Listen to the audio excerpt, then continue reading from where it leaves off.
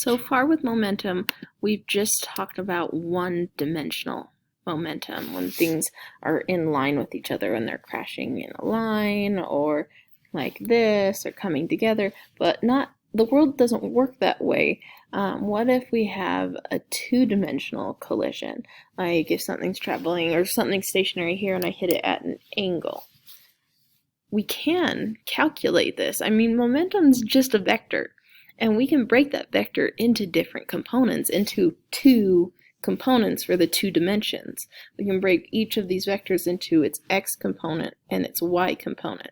So we can look at the momentum in the x direction, and we can look at the momentum in the y direction. So here's the situation that we have going on here.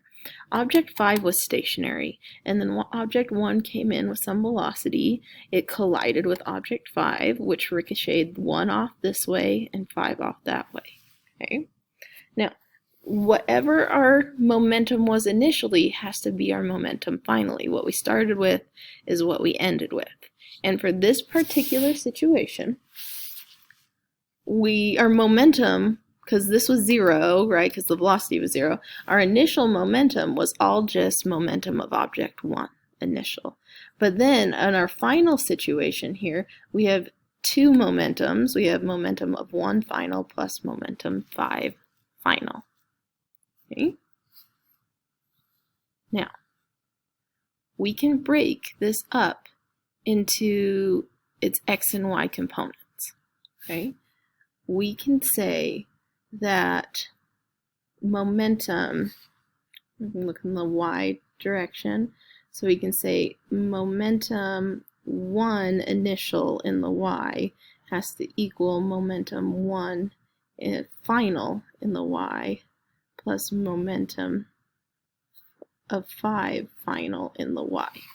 Okay, but look, this momentum for 1 was all in the x direction. There was no y component. The velocity didn't have a y component. So that means that that equals 0. So that's just where we got this idea from. Okay. Now, the sum of the momentums in the x direction as well, because that's the y.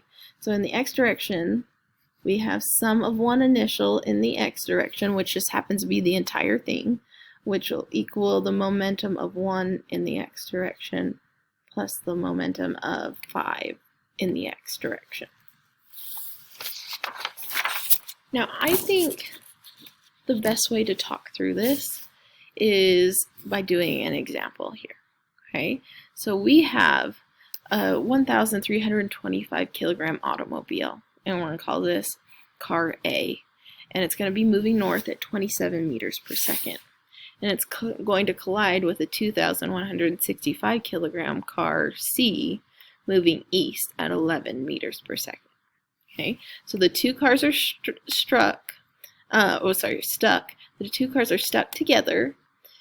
In what direction and with what speed do they move after the collision? Okay, so we have car A, C, they collide, and then they're going to move with some velocity and some direction. Okay, so let's look at our initial components and our final components as a whole, right?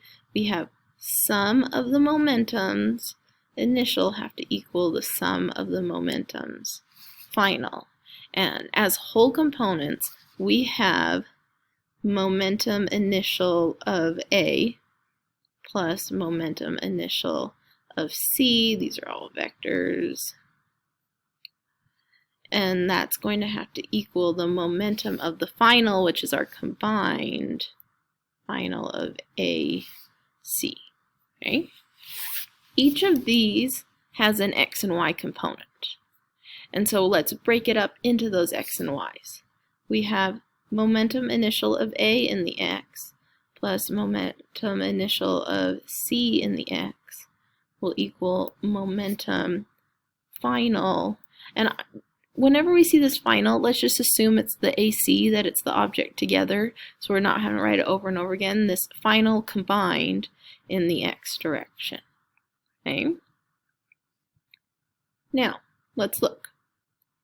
If I establish my coordinate system, and I'm going to call this the x and this the y, momentum of C is all in the x direction, and momentum of A is all in the y. There's no x component, velocity component here. And so this of A in the x direction, that would be 0. Right? So the momentum initial of C in the x will equal the momentum final in the x. And we know momentum is mass of the object, so this will be mass of object C multiplied by velocity initial in the x of C, and that will equal mass of our combined AC multiplied by velocity final in the x direction of that combined. Right, wonderful. You know, I don't know, we don't have to break it into that. We can look at just the total. It might be easier. I think it might be, okay? So we'll just call this that momentum final in the x. Okay. We have some numbers we can plug in for this. So car C has a mass of 2,165 kilograms, and we have a velocity initial of 11 meters per second, all in the x direction. So if I multiply those together, get 2,165 multiplied by 11. I'm going to leave the long number for now. That's 23,815 kilogram meters per second. And so the momentum of the combined final in the x direction is 23,815 kilogram meters per second. Okay, wonderful. Now let's look at the y. We have momentum initial of A in the y plus momentum initial of C in the y will equal the momentum final in the y of the combined. And reminder, C is all in the x direction. There's no momentum or velocity in the y, so that'll be 0. So we have momentum initial of A in the y direction will be the final in the y, and this is mass of A, velocity initial of A in the y, which will equal momentum final in the y. And we have numbers here. Mass of A is 1,325 kilograms, and our velocity is 27 meters per second. Okay.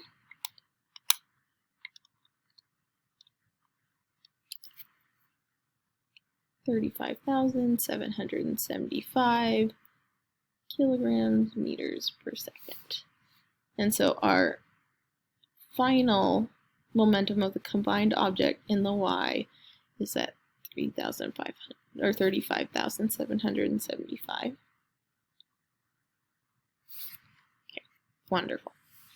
We have figured out the x and y components of this vector, and we can add them using Pythagorean theorem and find the overall, right?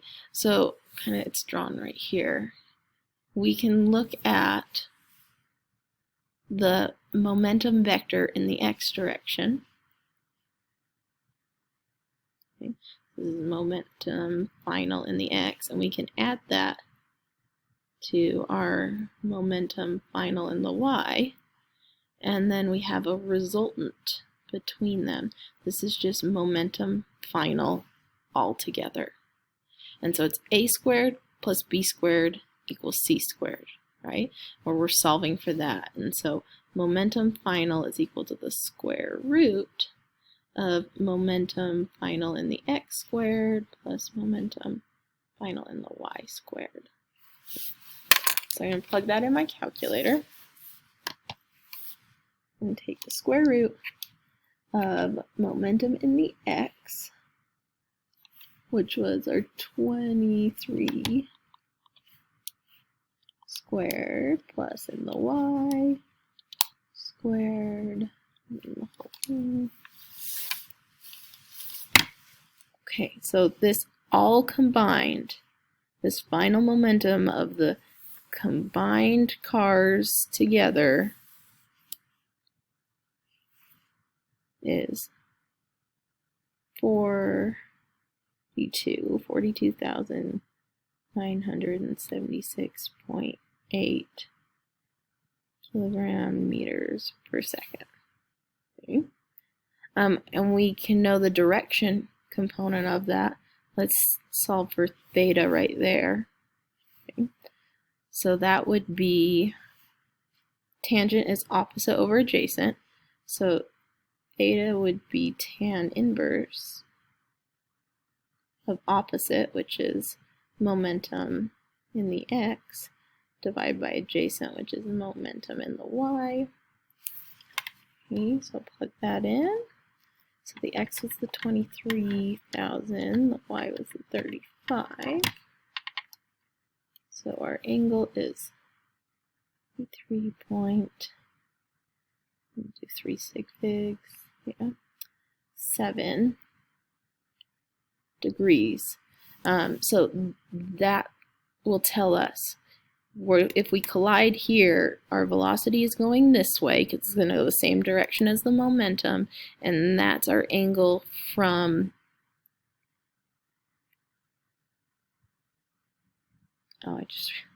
I switched those around. Let's see. This is the y component, and this is the x component. And so opposite would be y over x. This still works. So let me just flip-flop those numbers really quick. Tan inverse of y, which is the larger, divided by x, which is the smaller. And so that's 56.3 degrees. Okay.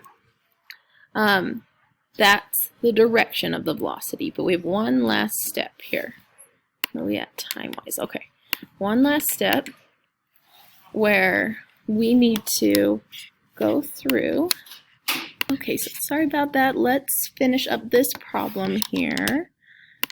So we figured out the angle, and now we have to figure out the velocity. The last part of the question said two cars stuck together in what direction, so we did that, and with what speed do they move after the collision. So we figured out what direction, now we need what speed. We know the final momentum, and the final momentum will equal the mass of them combined, the A and C, multiplied by the velocity final. Okay, so we have this, we're solving for that. So we'll divide that over. That will tell us our final velocity. Okay, so I'm going to plug in those numbers. So that final momentum divided by the mass of them added together. So 1325 kilograms plus 2165.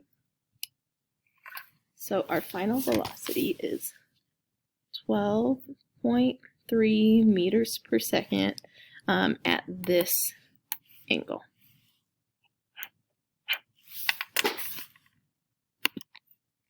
Okay, so that wraps up notes for this day. So if you have any questions, sorry, we have one more video for the day, and then let me know if you have any questions, and we'll do that assignment, and it's the last day of the unit. So we'll have our review and tests coming up, but we might combine with energy. Keep that in mind, and I'll let you know, and I'll send an email out. I might combine this unit with energy to do, instead of two smaller tests, one a little bit larger exam. So that might be a possibility as well. We might just dive right into day one of energy.